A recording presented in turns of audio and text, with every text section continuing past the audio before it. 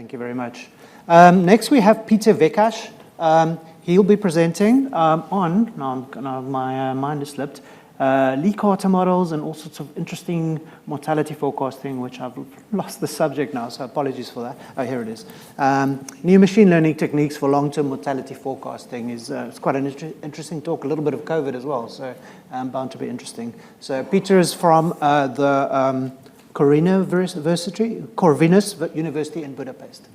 Thank you, Peter. Please go ahead. Thank you very much, Louis, and thank you for being here. Welcome to my presentation on new machine learning methods for mortality forecasting. So, it's that one, the green button. Okay.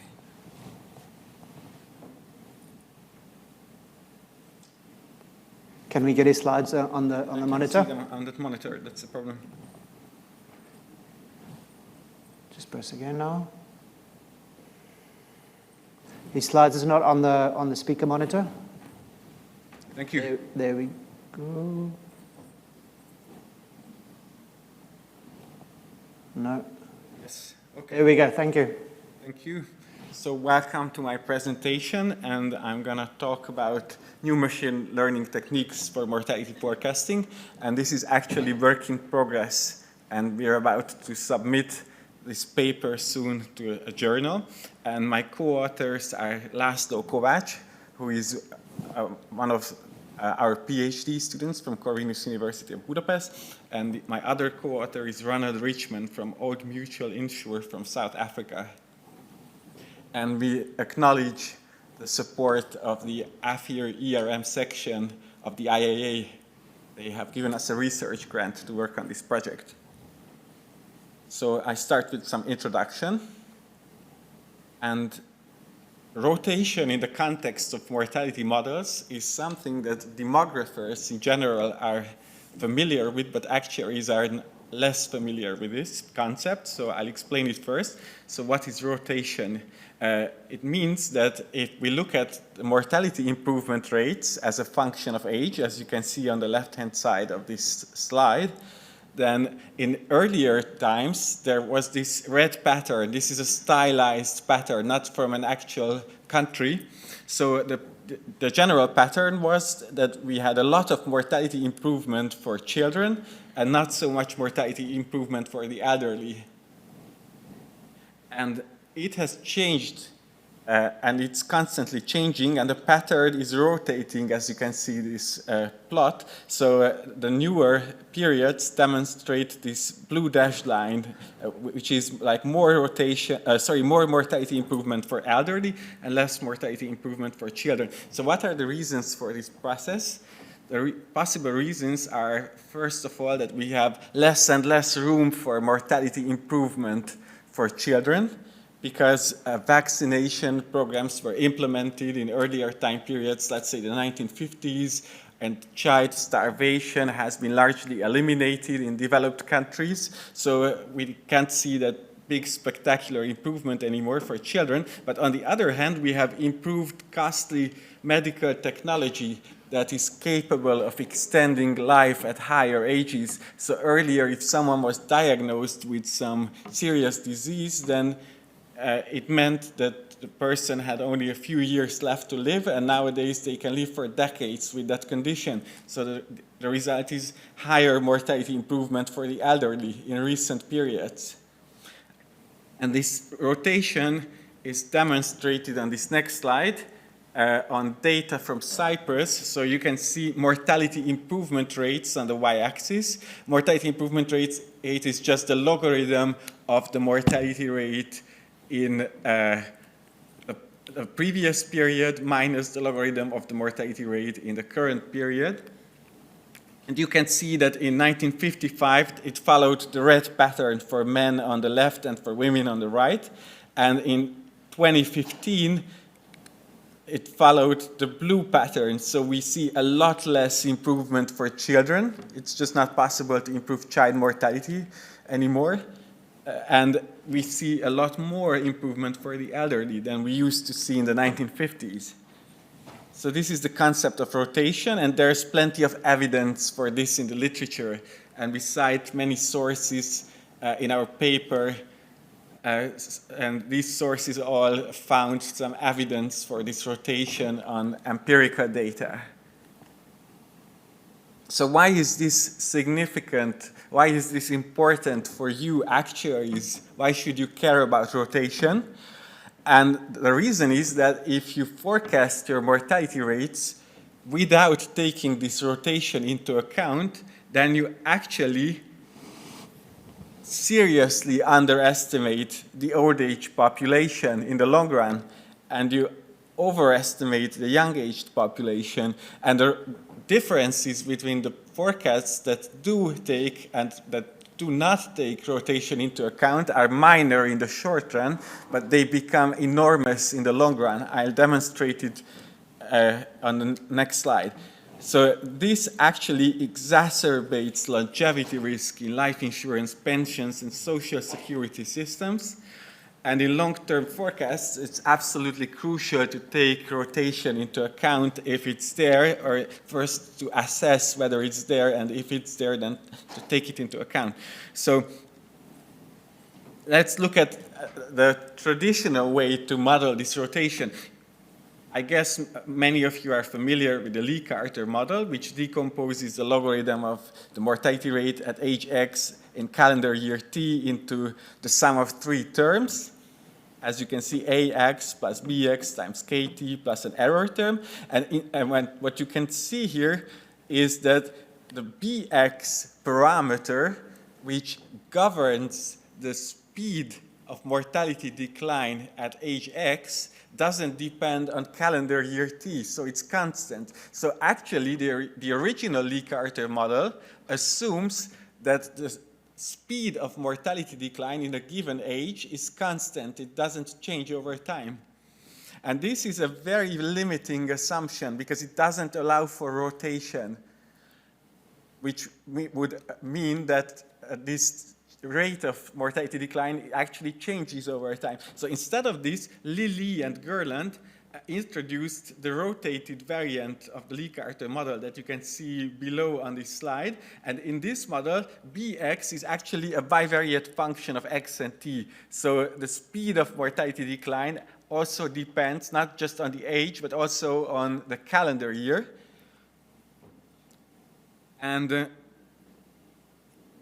this model assumes that these BXT parameters are actually weighted sums of two terms, as you can see in the bottom row here. And the weights are determined by this rather intricate formula. And in this formula, the exponent P regulates the speed of rotation. So if P is close to 1, then it means that rotation is really fast. And if it's close to 0, then rotation is very slow. It's between 0 and 1. And we have another parameter there, which we treat as a hyperparameter. It's that AT that you can see there is the life expectancy at birth where rotation begins. So the original authors, Lilly and Gerland, assume that once life expectancy at birth hits 80 years, then the rotation begins, but there's no rotation before that. So you can see this BXT illustrated on this slide. So we start from the original pattern of the BX parameters as a function of X, and over time, this pattern changes. And it demonstrates the rotation pattern that I showed you earlier.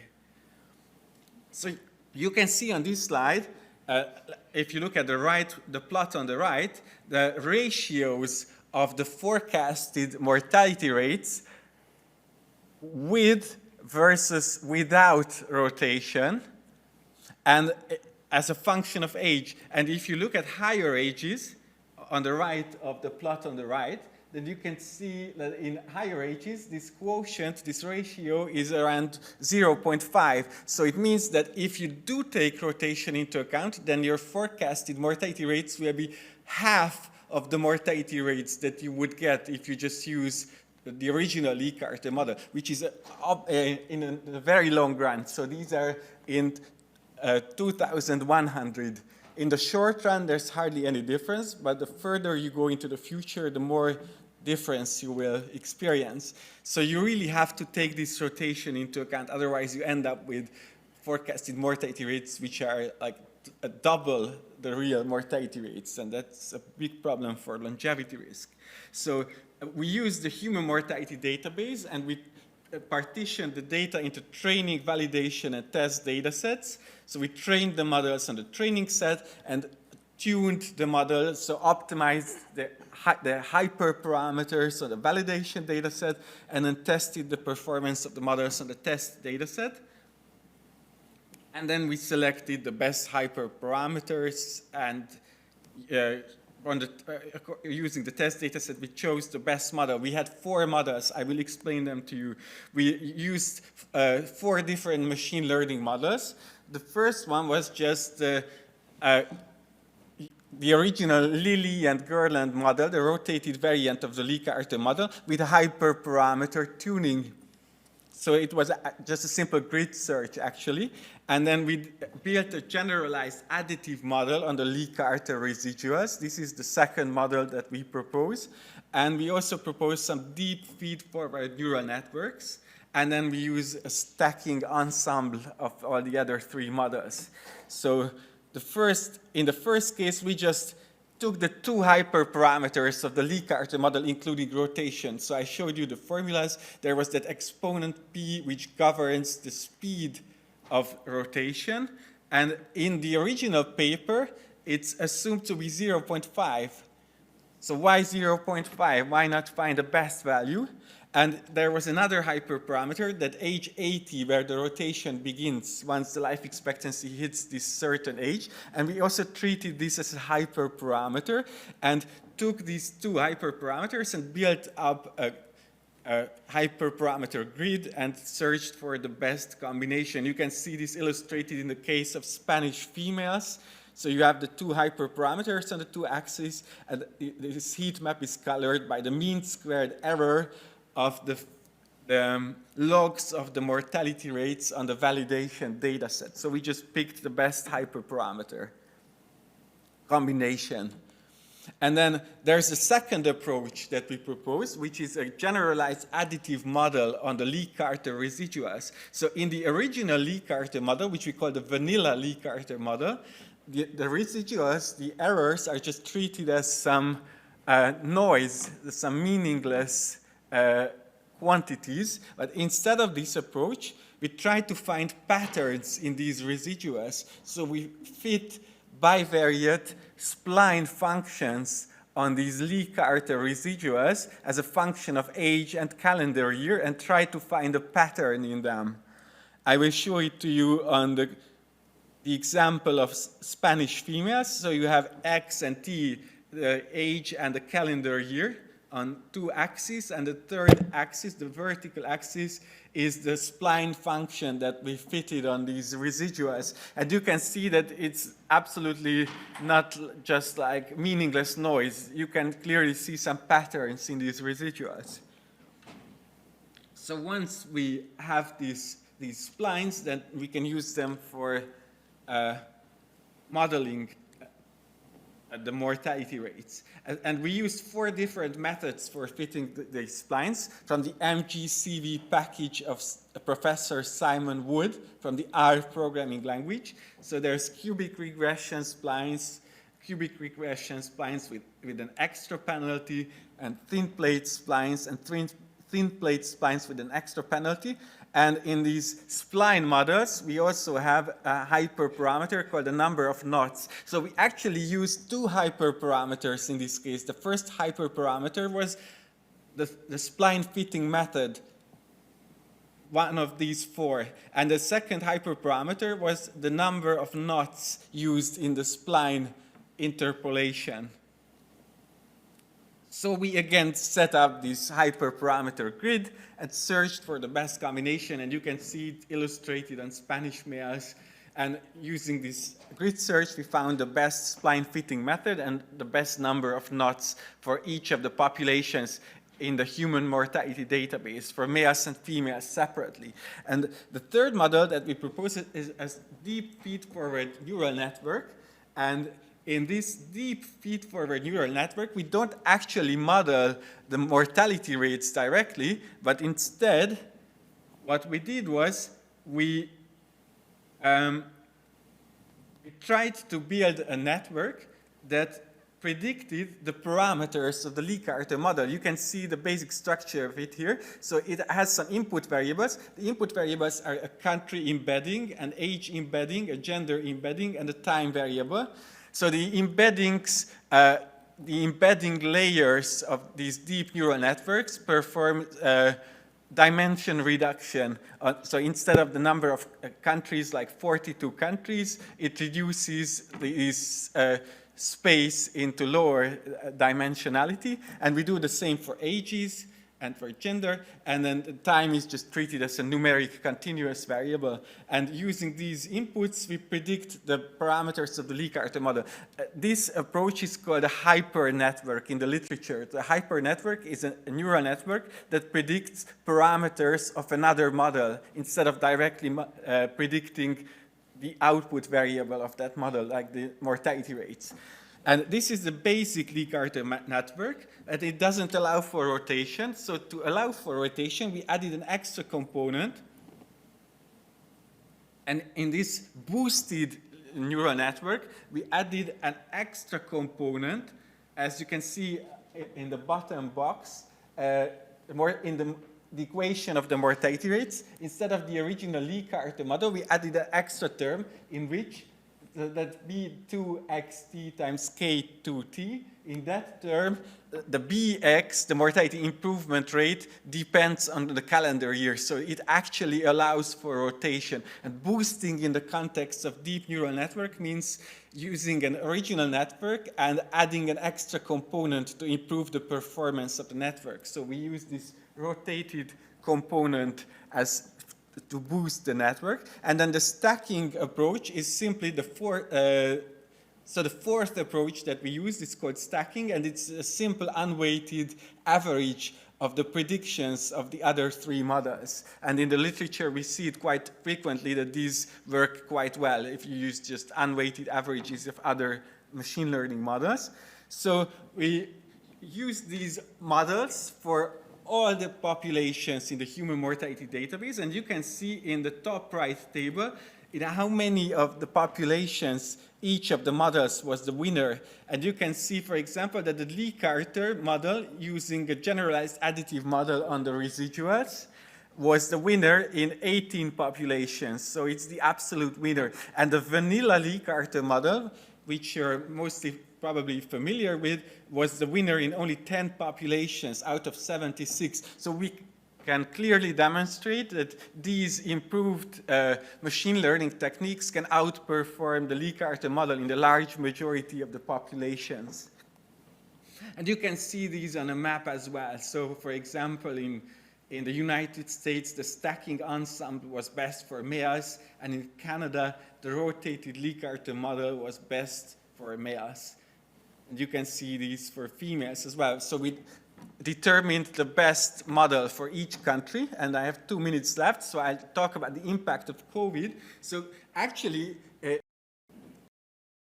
COVID changed the picture of rotation significantly because it resulted in elevated mortality for the elderly and not so much increase in mortality of the younger generations. So it means that it actually reverted the previous trends of rotation, because rotation meant improving mortality for the elderly, and it actually acts against this long-time trend of rotation.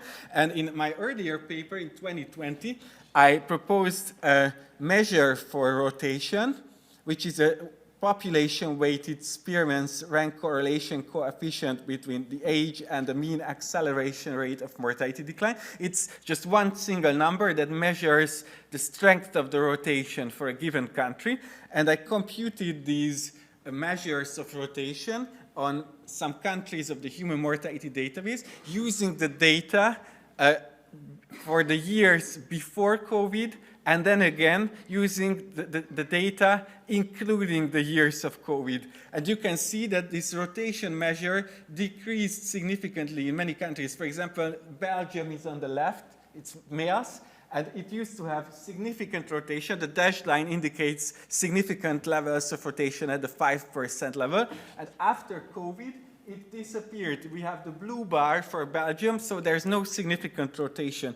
And it's observed in many countries that it actually managed to undo a trend of many decades of rotation, just these 2 years of COVID. So we have to take it into account, and we have to decide how we handle COVID in forecasts. And we can treat the years of COVID as outliers, just like Lee and Carter did for the Spanish flu, or we can treat the years of COVID as meaningful instead and leave them in the data set. Or we can assume some exponential decay of the shock of COVID. So epidemiologists can provide us with assumptions. We are not epidemiologists, we're actuaries. And for annuities and pensions, it's actually more prudent to use the outlier approach. If you treat the years of COVID as outliers, then you end up with more prudent estimates of mortality for longevity risk. So to conclude, we have demonstrated significant gains in forecasting ability compared to the traditional Lee-Carter model, and we really have to be careful how to take COVID into account, and we're just about to submit the paper on this. So I would like to thank you very much for your attention. And if you have any questions or comments, please feel free to let me know. Yes, thank you, Peter. Thank you. That was very interesting, and it covered a lot of ground there. Maybe to start you off to give people a chance again, please enter the questions on the apps. I'll give you a minute. I'll just ask an introductory question. So you've got 4 different models that you're using in this process, and how, for particular populations, how do you really decide which one is the right one? Yes, so actually it's not so straightforward. What we did, as you can see on these maps, is we determined the winner for each of the populations, but it doesn't necessarily mean that we have to use, for example, the stacking ensemble model for Swedish females, because it was the winner in that population, that's true, but maybe there's a second best model, which is just slightly worse than the stacking ensemble for Spanish females, but in many populations, it's the winner. So if we have one model that is sometimes second best, but in the majority of cases, it's better than the other model, then it's worth considering the other models. So we really have to take also the difference between the performance of the best and the second best into account. Certainly, yeah. Another sort of related question is maybe the previous presentation used a sort of less structure in their modeling. They didn't sort of overlay a key structure to that, and perhaps your rotational model particularly has a very a key structure. And the question is then, did you consider how a low structural approach instead, or a structural approach? What would you think is better or worse in this case? Yes, so if you look at the rotated Lee-Carter model, which was proposed by Lilly and Garland. I'll go back there.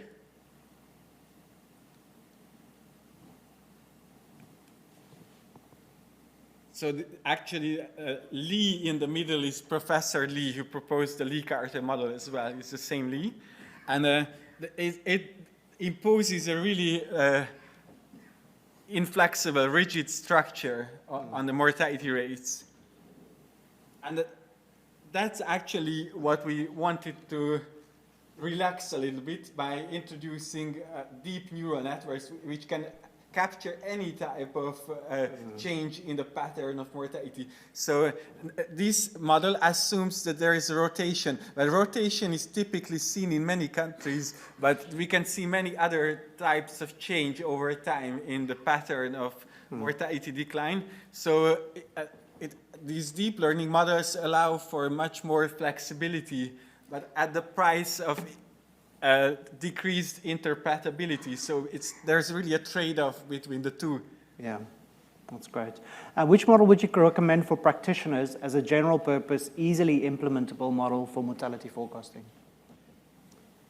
That's not a very easy question, actually. Yeah, which one would we recommend? To start first, I think it's really important to assess whether there is rotation. So that's why I proposed this measure of rotation that I showed you.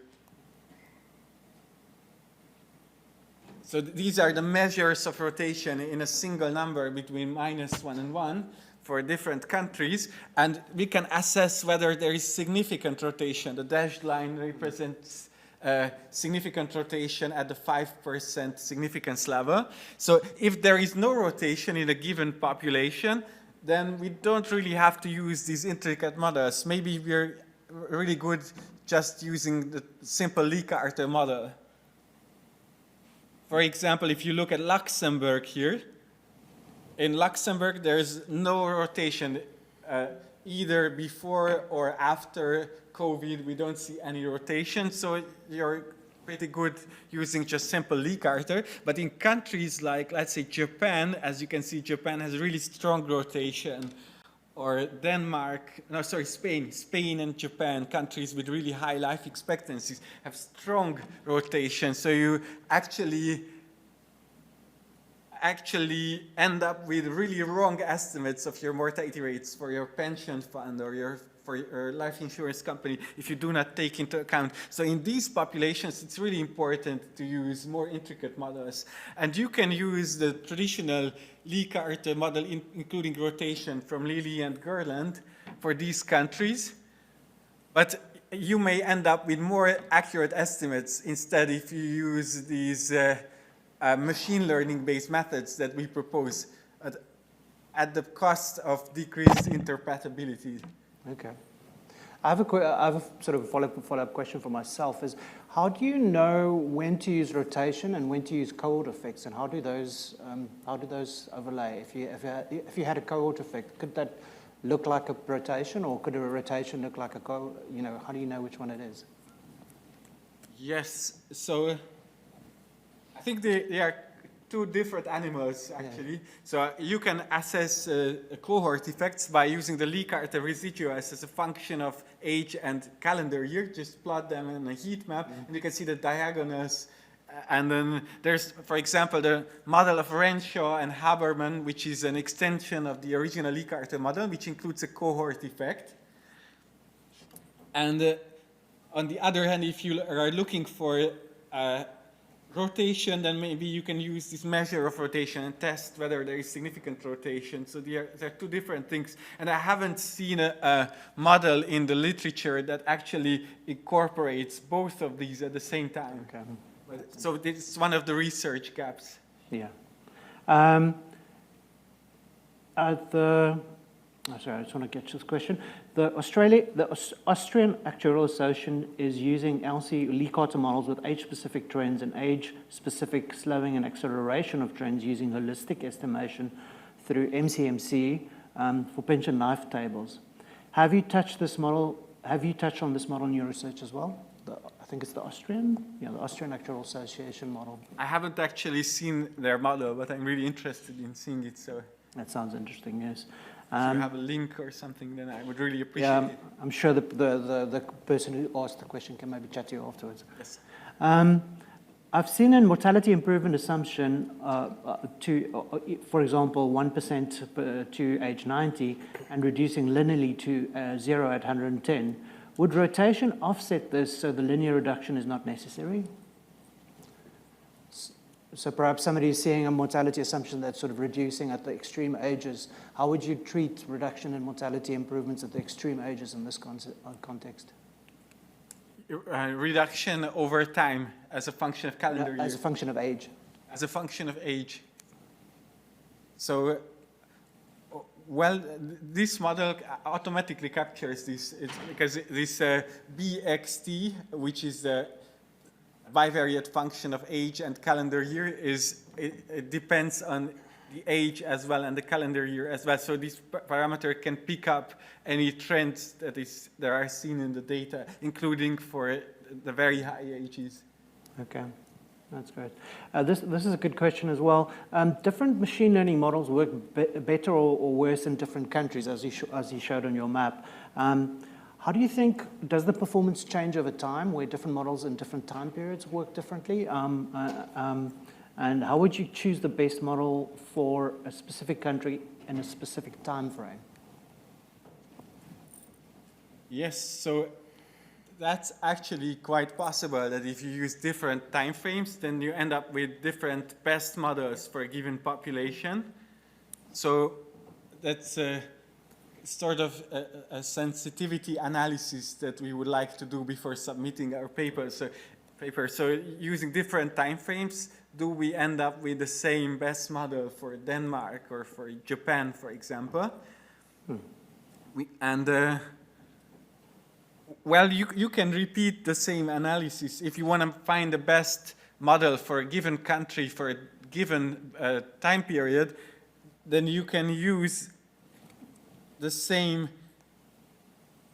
series of steps that we did, and you can end up